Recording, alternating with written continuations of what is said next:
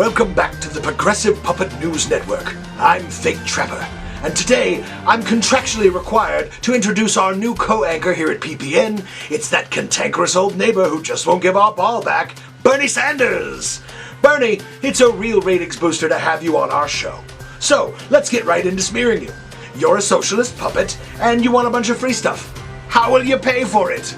Well, it's a real pleasure to be on another biased news show whose host wouldn't know truth from a hand up his butt. First off, nobody calls Bernie a puppet. Nobody pulls my strings except the American people. You got that, Buster Brown? I'm sorry, but I meant literally you're a socialist puppet. Well, I may be a literal democratic socialist puppet, that is true, but I am no figurative puppet. I don't work for nobody except everybody. Understood. Now, Bernie, you've been making an awful lot of hay lately over the 1% just because they're making billions from capitalized medicine and education. Are you sure you're not just going senile? Mm-hmm. You listen up, Fake Trapper.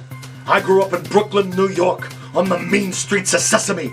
Sure, there were people and monsters all living together in harmony, but that inequality still ran rampant. There were still good-hearted folks living in trash cans, plutonic friends having to live together like married couples just to get a one-bedroom apartment. There was even a globally loved bird sleeping on a pile of straw down in an alleyway. I think it's time that we, the people, take back what's ours. Well, Bernie, those are some very interesting viewpoints against the 1%, and in the spirit of being fair and balanced, we're inviting a guest to make some counterpoints for the 1%. Rich Vanderchilds XIII, thank you for coming to the Progressive Puppet News Network. So sorry I'm late, old chap. I had to get cleaned up right before the interview. Cleaned up? Were you in an accident? No. It was just your average everyday caviar fight. I'm sure the folks at home can relate. Mother Bernie, you've got us all wrong. The best way to give money to the poor is by giving all the money to the rich. We'll trickle all that wealth all over your poor little soot-covered faces, eventually. Think of it like table scraps. We eat the Kirby steaks, and if we're too full, we'll slip you a little piece of gristle under the table. Ooh, maybe we'll let you lick our fingers. Doesn't that sound appetizing? The American people don't want your table scraps. They want socialized medicine, socialized education, and socialized housing. And what are your thoughts on these proposals, Rich? Socialism is bad. Ooh. We gave you $4 trillion in a bailout. That's corporate socialism.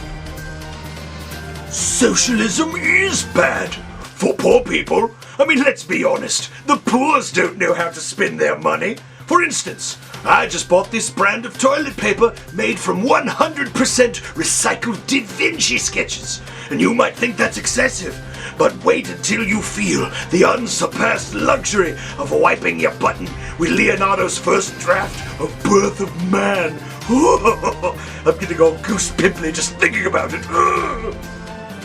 Listen well, 1%ers. Your opulence will be your undoing. Mark my words, I will become president, and we will have Medicare for all and free education. Yes, but how will you pay for it and keep the 1% properly subsidized? Let me put this as simply as I can. There will be no subsidies for the rich. We will pay for these proposals by finally making the rich pay their fair share. Pay our fair share? But that's not fair! Quick, fuel the chopper and transfer all my blood money to that offshore account in the Cayman Islands. The poors are coming for us! Ah! Rich, are you there? Oh, well, he seems to have lost his signal. Yeah, he seems to have lost the argument too. Well, our thanks to Rich Vanderchilds XIII. And Bernie. We'll be right back with more baseless smears and mischaracterizations of Bernie Sanders after this break.